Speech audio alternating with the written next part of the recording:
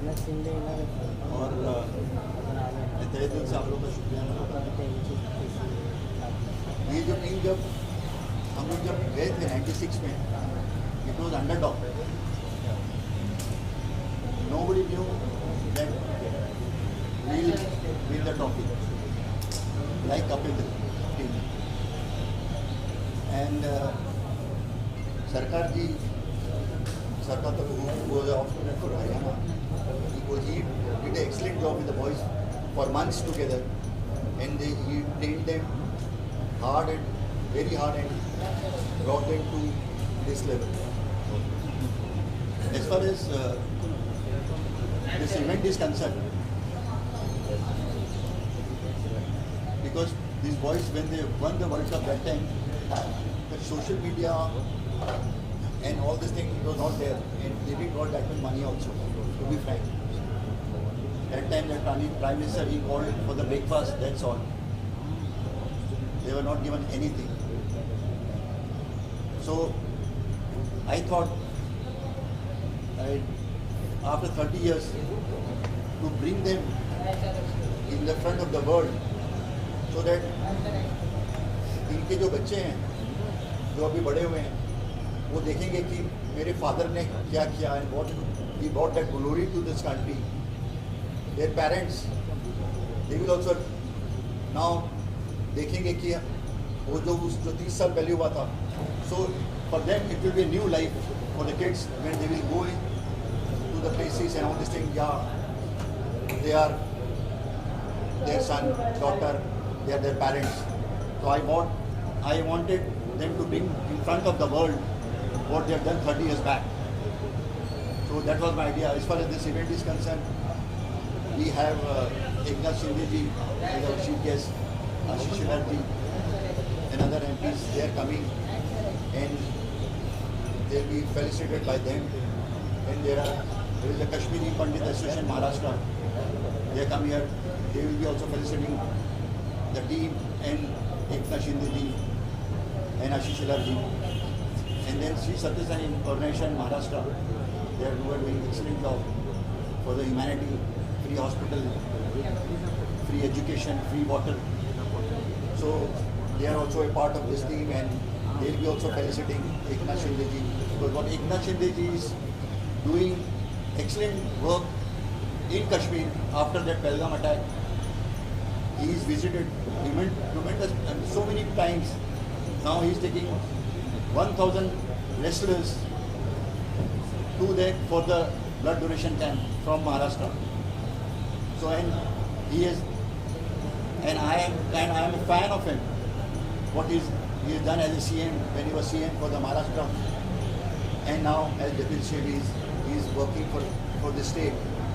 So I wanted him and come bless all of us. That's all.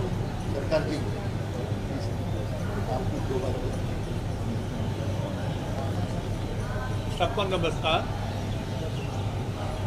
सबसे पहले तो मैं दीपक जी का धन्यवाद करना चाहता हूँ कि उन्होंने ये ऐसा मौका हमें दिया कि हम आपके सामने जो अंडर 15, वैसे तो अंडर 16 टीम थी जो वर्ल्ड कप 96 में जीती, जिसके कप्तान रतिंदर सिंह सोढी और वाइस कैप्टन मोहम्मद कैफ। मुझे आपको मालूम होगा कि बाद में जाके इन दोनों ने इंडिया को रिप्रेजेंट करा, और जो एक भारत की मान, जो उनका सम्मान था देश का, उसको उन्होंने जो लॉर्ड्स के अंदर फाइनल के अंदर जो इस यंग टीम ने, जैसे कि दीपक ने बोला कि we were underdog, of course we were underdog, nobody is rating us कि भाई India is going to win this World Cup, but we did it with the performance of it was a combined team, combined performance, and they all worked very hard for the goal, and at last they climbed the Everest, and जो top पे जाके उन्होंने जो भारत का झंडा को लहराया, तो आज उसकी जो यादें 30 साल, ये 15 साल के थे, ये सारे 45 साल के हो गए। मैं उस टाइम 45 साल का था, मैं अब 70+ का हो गया। तो ये जो यादें हैं, जो आप देश के लिए आप जो भी अचीव करते हो, वो उसका तो कोई शब्दों में बयान करना बड़ा मुश्किल होता है। उस जो फीलिंग्स है उसको आज से महसूस कर सकते हो। You can feel it, when you feel it then you cry, फिर आप रोते हो देश के लिए। तो ऐसा मकाम इन सारी टीम ने 14 खिलाड़ी थे हम, और दीपक भी हमारे साथ था। तो वो 30-25 हज़ार क्राउड लॉस के अंदर फाइनल मैच, ईस्ट स्टैंड में सारे पाकिस्तान के सपोर्टर और वेस्ट स्टैंड में सारे इंडिया के सपोर्टर। तो end of the day we were celebrating the big Diwali, you know. और बिकॉज सरकार जी, एक मेरे को याद आया पाकिस्तान पे, जैसे हमको कुछ 15-20 रन चाहिए थे जीतने को, 11-12 रन चाहिए थे जीतने को, पाकिस्तानी क्राउड घुस गया और उन लोगों ने पिच खोदने की कोशिश की। नहीं विकेट उठा के तो there endanger, but then cops came and all this things, then match रुका एंड देन उनको हटाया और हमने फिर मैच शुरू किया and ultimately we won the world cup. So उनकी आदत पुरानी है, वो पहले से ऐसे हैं, तो कोई नई बात नहीं है। पर उसमें आप देखो, किसी ने नहीं सोचा था कि वो अंडर 15 टीम में से ये आने वाले फ्यूचर के ये खिलाड़ी यहाँ पे देखो, कैफ है almost played 100+ one day matches, few test matches. ऐसे ही रितेंद्र सोडी भी खेला, अनफॉर्चुनेटली इंजर्ड हो गया, इसकी बैक फ्रैक्चर हो गई थी, जिसके कारण इसका कैरियर शॉर्ट रहा। पर अब as a commentator, as a match referee, brilliant team, जितने भी अभी आप सबसे मिलोगे, ऑल आर अननोन खिलाड़ी, now they are doing everybody very good and thank you very much. क्योंकि मुंबई में आके, मुंबई है सबको पता है कि वो क्रिकेट का एक समरा, सारे यहाँ पे मक्का कहते हैं यहाँ पे। तो और मैं जब भी यहाँ भवानखेड़े में खेला हूँ 12-14 मैच, दिल्ली ट्रॉफी, तो मेरे को जो मज़ा मुंबई में आके लगता है, जो खेलने का मज़ा है और जो क्रिकेट की कल्चर या क्रिकेट का जो पैशन है, उसका कोई मुकाबला नहीं है। तो इस बार फिर दीपक जी ने हमें मौका दिया आने का, बहुत बहुत थैंक यू आप सबका। उम्मीद करते हैं कि आज जो ये प्रोग्राम होने जा रहा है, इनका तो थैंक यू है, हम ऊपर भगवान का भी बहुत बहुत थैंक यू, और इन बच्चों का बहुत बेस्ट ऑफ लक कि they do well in their career. और मेरे को तो ऐसा लगता है कि I have not a father of 1 son, I am a father of 15 sons, मेरे ये सारे बच्चे। थैंक यू वेरी मच, तो thank you very much, thanks आप लोग आए, थैंक यू।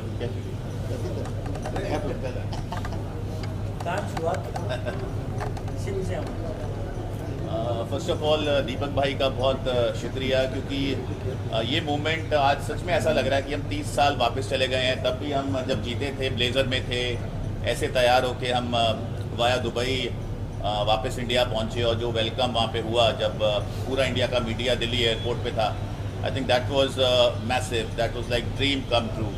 और जैसे अभी हमने सफ़र की बात की, वहाँ पे वर्ल्ड कप हम जीतना चाहते थे, लेकिन कोई हमें वहाँ पे फेवरेट नहीं वहाँ पे आंक रहा था। लेकिन जैसे जैसे सफ़र चलता रहा, जैसे जैसे परफॉर्मेंस हुई, सब लड़कों ने ज़बरदस्त परफॉर्मेंस दी। अगर हम भुवन की बात करें, भुवन हरबोला, जिन्होंने हमें साउथ अफ्रीका के खिलाफ एक फंसा हुआ मैच जिताया सेमीफाइनल में।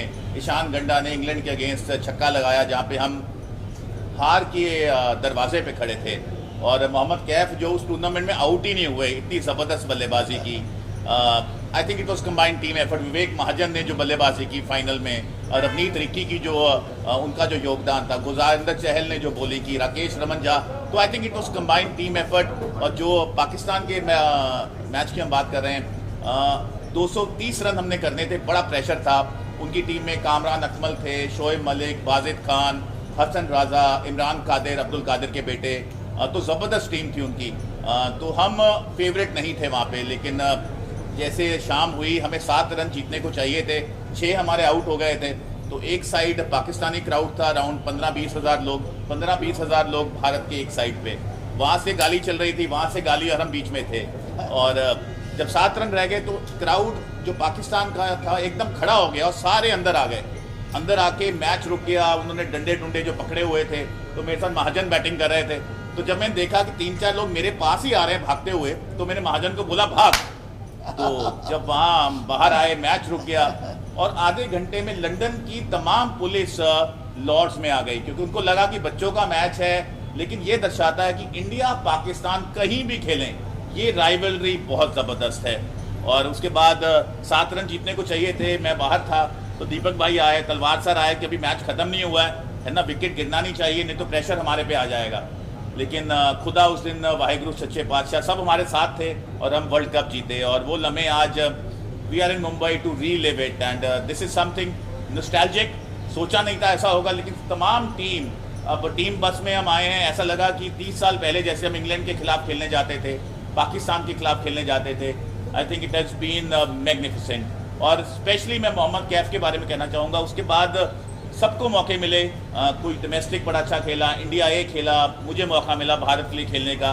लेकिन जिस तरह कैफ ने इतने साल भारत की नुमाइंदगी की, जॉन्टी रोड्स की हम बात करते हैं, मुझे लगता है जॉन्टी रोड से बेहतर मोहम्मद कैफ हैं और आज भी ये फील्डिंग वैसी कर सकते हैं जो जॉन्टी रोड्स करते हैं, जिनकी fitness I think has to be the best in the world.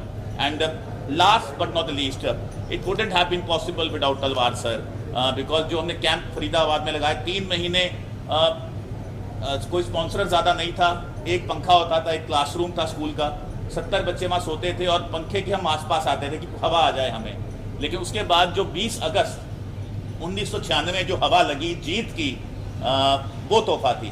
तो इसीलिए कहा जाता है यूं ही बैठे बैठे जय जयकार नहीं होती, कोशिश करने वाले की कभी हार नहीं होती। तो इस टीम ने कोशिश की और इसका योगदान तमाम खिलाड़ियों को जाता है, तमाम मैनेजमेंट को जाता है। और वंस अगेन तहे दिल से दीपक भाई को शुक्रिया, थैंक यू। मैं एक चीज़ ऐड करना चाहता हूँ, फाइनल के अंदर ये नॉट आउट है, कितने कर 83 नॉट आउट, तो एक स्टैंड पर ये पकड़ा रहा, क्या सारी ताड़ियाँ इसके लिए बजा दी आपने? क्या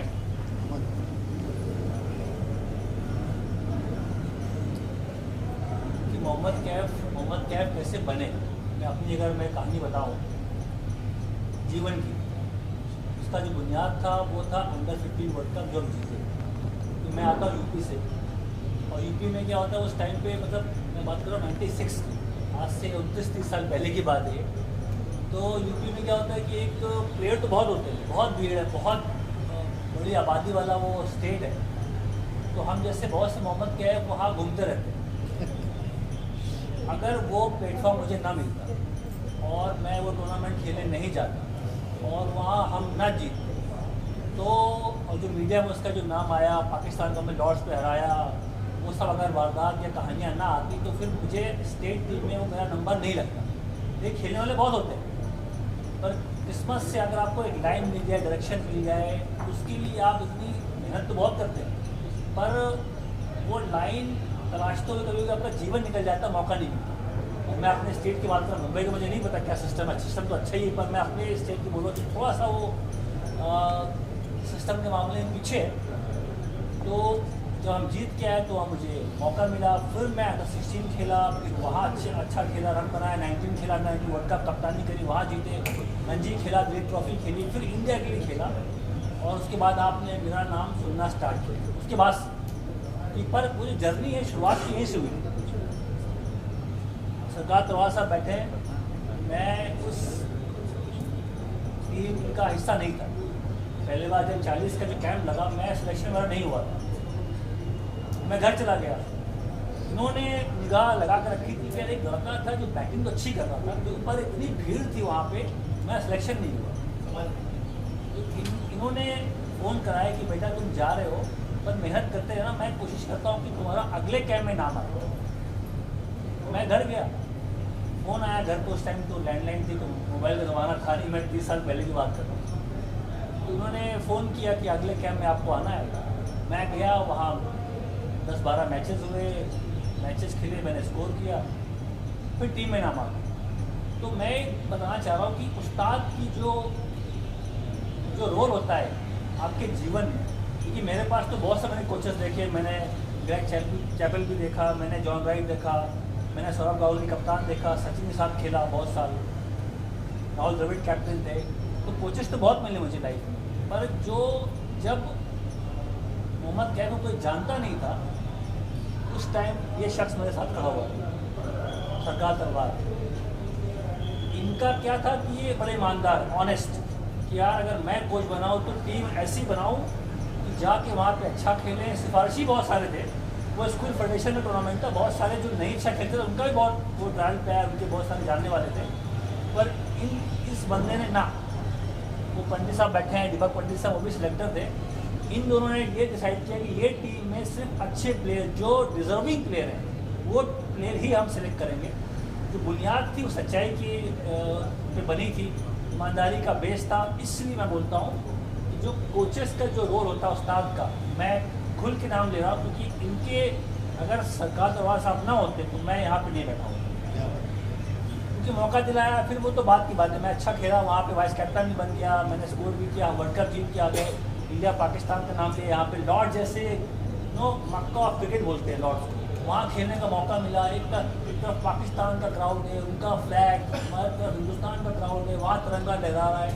मतलब 15 साल की उम्र में तजुर्बा ऐसा हो गया कि यार अच्छा ये होता है प्रेशर कि अंडर 15 जो अंडर एज क्रिकेट होती है वहाँ पे आपको खेलने का मौका मिला। ऐसा मौका कि सारी दुनिया की निगाह आपके ऊपर है।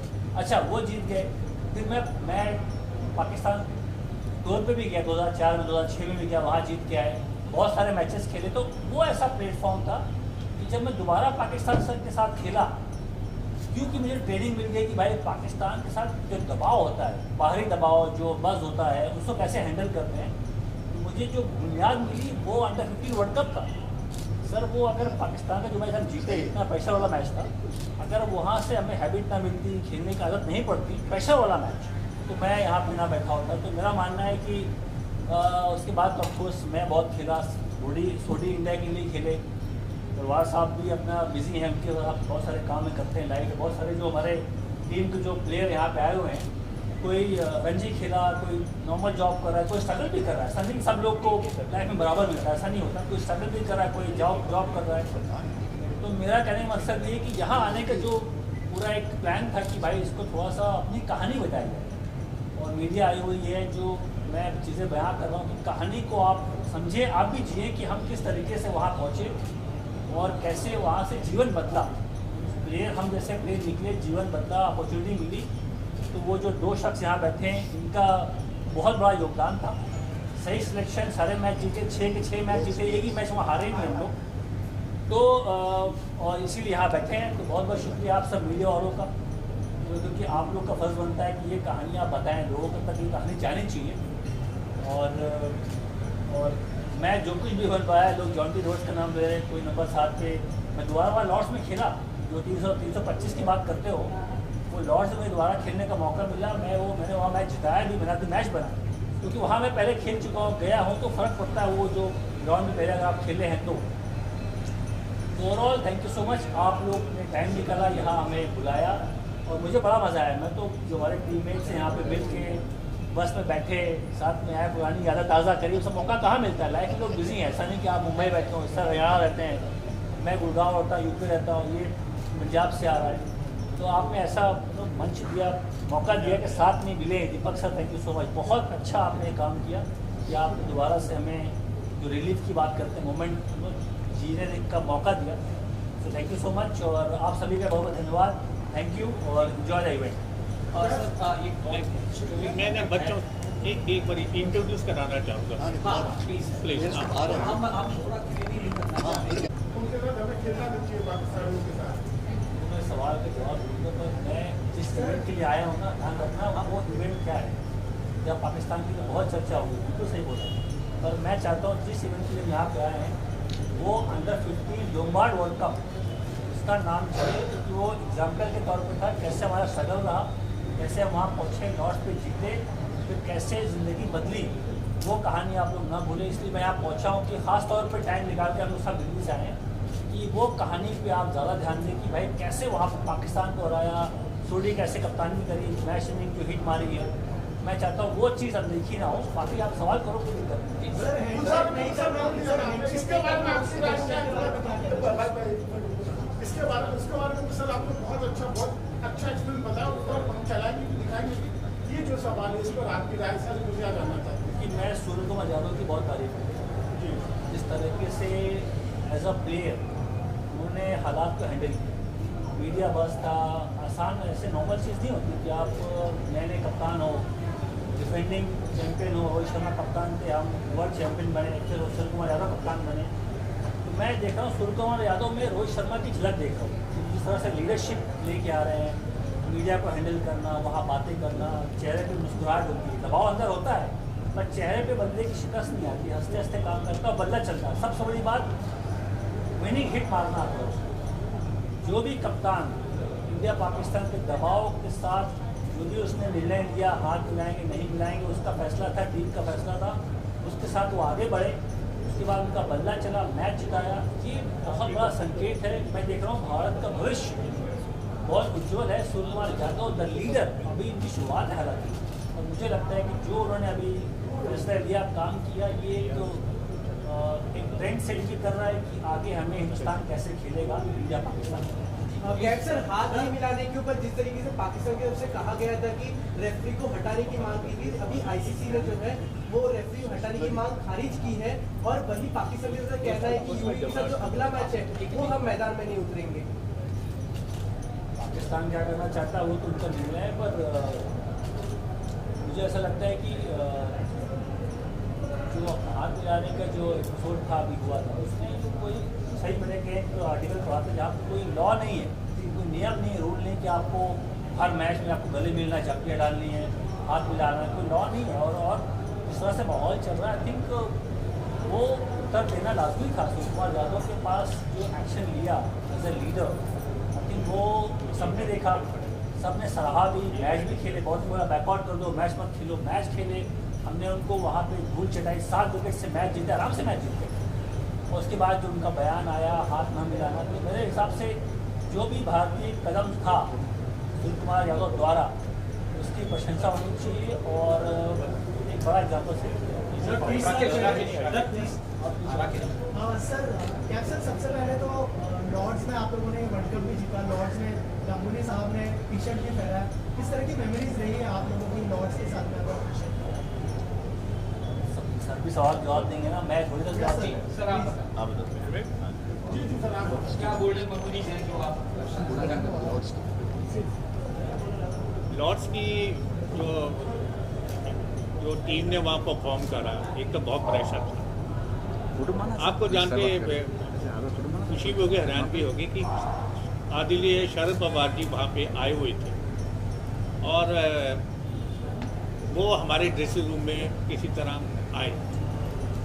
जो हमारे मैनेजर थे जो इंडियन टीम के, वो यहीं के आईएएस अफसर थे महाराष्ट्र के, शायद मिस्टर देश पांडे। तो वो भी वहाँ पे ड्रेसिंग रूम में बैठे रहे 6 घंटे फिंगर क्रॉस करके। मतलब ऐसा एक पैशन था। और इन यंग बच्चों ने जो परफॉर्मेंस दी है वहाँ पे, चेतन शर्मा भी काफ़ी, पाकिस्तान की तो मेन टीम टूर कर रही थी, वो सारे वहीं थे, जावेद भी सारे। तो they have a big sport, सारे इंडिया की भी स्पोर्ट बहुत थी। पर असली खेल तो ग्राउंड के अंदर था, मैच के अंदर था। जो इन्होंने रतिंदर सोडी ने बैटिंग करी और बाकी ने सपोर्ट करा, वो amazing. He was standing like a rock, you know. इतने प्रेशर के अंदर आपको परफॉर्म करना इज नॉट ईजी। बड़े बड़े लोग मैंने देखा जीवन के अंदर क्रैक कर जाते हैं। तो ये एक वहाँ की एक ब्यूटी थी उस सारी टीम की कि मैंने इनको एक रात पहले कहा था कि भाई लोग तो काले पानी के अंदर देश के लिए चले जाते हैं, अगर आप में से कोई वहाँ गया है? बच्चों ने कहा कि हम नहीं गए। तो मैंने कहा देखो आप लाइव मैच था स्काई टीवी पे, मैंने कहा इस उम्र के अंदर आपको देश खेलने का मौका मिल रहा है, ये बड़ा भारी एक अचीवमेंट होती है, हर देश को रिप्रेजेंट कर रहा है। तो आज इसको सपने को पूरा कर दो। मैंने जैसे पहले बोला यू क्लाइंब द एवरेस्ट, तो मैं खड़ा हो गया, तो ये सारे लोग यू के अंदर बैठे थे कुर्सी कर, तो मैंने इनसे सबसे जाके हाथ मिलाया। तो जब मैं आके बैठा, मैंने देश पांडे साहब को कहा, मैंने कहा देश पांडे जी हम वर्ल्ड कप जीत गए। वो कहते वो कैसे? मैंने कहा जब मैंने इनसे हाथ मिलाया, इनके हाथ सख्त थे और they were seeing eyes to eyes कि we are going to do it sir, and they did it. ये एक जो एक अचीवमेंट थी, मैंने बोला कि ऐसी अचीवमेंट थी जिसको डिस्क्राइब नहीं किया जा सकता, उसको महसूस करना पड़ता। तो हमने महसूस करा और सारे ये लोग रोए वहाँ They weep like a child. Celebration पे तो they not. Prime Minister hosting breakfast, President of India, doctor Shankar Dayal Sharma, उन्होंने हमें होस्ट करा, और दिल्ली के चीफ मिनिस्टर थे मिस्टर वर्मा, अबू धाबी में 3 दिन रहे, वहाँ पे इंडियन वो बाद में सारी चीज़ें बहुत अच्छी होती है. Success has so many, you know, celebration. एक incident, that's why there's one incident you will remember. हम लोग जब विकेट पहले गिर गए थे फाइनल्स में, as it was long chase. I being a सत्य साई बाबा devotee, तो मेरे पास विभूति थी, मैंने रतिंदर बताया, तो रतिंदर को मैंने बोला भाई ये विभूति ले खा, और देखो सबको मैंने जो जाने वाले थे सबको. And then you will not believe, I think we hardly lost 1 wicket after hardly 1 wicket loss and we beat Pakistan. Because सत्य साई बाबा का जो contribution है, Sachin Tendulkar, Sunil Gavaskar, वीवेश Lakshman, Rahul Dravid, I think you must be aware. So this World Cup लाने में भी सत्य साई बाबा का काफ़ी हाथ है. So I just wanted to tell you this. Sir और एक चीज़ है कि कितना बड़ा चैलेंज था कि इतनी परफेक्ट टीम साथ में लानी. जैसे कैफ सर ने कहा कि मतलब हो सकता था वो अननोटिस चला जाए उनका जो परफॉर्मेंस है, अगर उस बारे में कुछ शेयर करें कि कितना बड़ा चैलेंज था पूरी टीम को साथ में लाना. It was my dream, मेरा thought था, and I wanted to just bring together, and ultimately I can tell you, Satya Sai Baba, it is he, we are, doer is he, Satya Sai Baba, not me or anybody. You know, it's Almighty. It's all his blessing. I am just the doer is he. So I tried my best, and they are here for the world, and all the best to them. Deepika ji, Deepika ji, Deepika.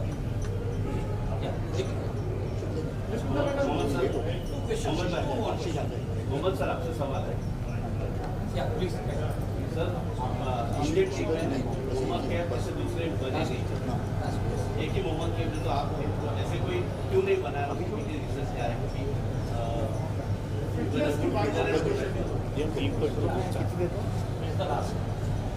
ये नहीं अच्छे fielders आए, ऐसी बात. विराट कोहली बहुत शानदार fielder है, जडेजा बहुत सुंदर फील्डर है, पर आई थिंक हमारे ज़माने में क्या था, थोड़ा हमें ट्रेनिंग करने का टाइम मिलता था. जैसे कंडीशन कैंप जो होती है या ऑफ सीजन जो होता है. अभी आजकल के ज़माने में शायद आपको ऐसे कोई बहुत बेटर फील्डर्स हैं, पर शायद बहुत तगड़ा मतलब ऐसे कोई जडेजा के ऐसे आसपास शायद ना मिले. उसका रीज़न मेरा ऐसा मानना है कि इतने मैचेस खेलते हैं, कोई कभी उड़ जाए, कभी IPL आ गया, कभी कोई दिलीप ट्रॉफी हो रही है. अभी आप देखो ना, जैसी बारिश खत्म होता है बंदा ना साल भर बिजी होता है. फील्डर बनने के लिए आई थिंक मुझे लगता है कि थोड़ा टाइम, जैसे अभी रोहित शर्मा का देख लो आप, एक नया लुक आया. वो क्यों कर पाए? कि ब्रेक लिया. अगर आप लगातार मैच खेलते रहोगे, वो जो रूटीन होता है होटल में सोना, सुबह भागना, भाग दौड़ के नाइट में आप फिटनेस पे काम नहीं कर पाते. फिटनेस से काम करने के लिए तो ब्रेक चाहिए. जो अभी रोहित शर्मा का मैं देख रहा हूँ कि वो काफ़ी उन्होंने वेट लूज़ किया, बड़ा एक शार्प लुक आ रहा है, तो वो क्योंकि अभी उड़े आने वाला उसे तैयारी कर रहे हैं. तो मेरा मानना है कि अच्छा फील्डर बनने के लिए आपको थोड़ा सा टाइम अलग से, जो फिटनेस कैंप की बात करते हैं वो सब इंडियन टीम में ऐसे बहुत कम लगता है. आपने कब सुना है इंडियन टीम में कि 40 दिन का कंडीशनिंग कैंप, कब सुना बताओ ना. उसके वजह से क्या होता है ना, अगर आप फिटनेस से काम नहीं करोगे, आप तेज़ भाग नहीं पाओगे, तेज़ भाग नहीं पाओगे तो आप अच्छी फील्डर बन ही नहीं पाओगे. तो मेरा मानना है कि जो बेस होता है अच्छा फील्डर बनने का, वो होता है फिटनेस, वो आपकी एजिलिटी, वो आपका स्पीड, टांगों में जान, वो शायद होता है मेरे हिसाब से. आपको ऑफ टाइम मिलता है तब आपको काम करने का. नहीं, बच्चों से कैफ सर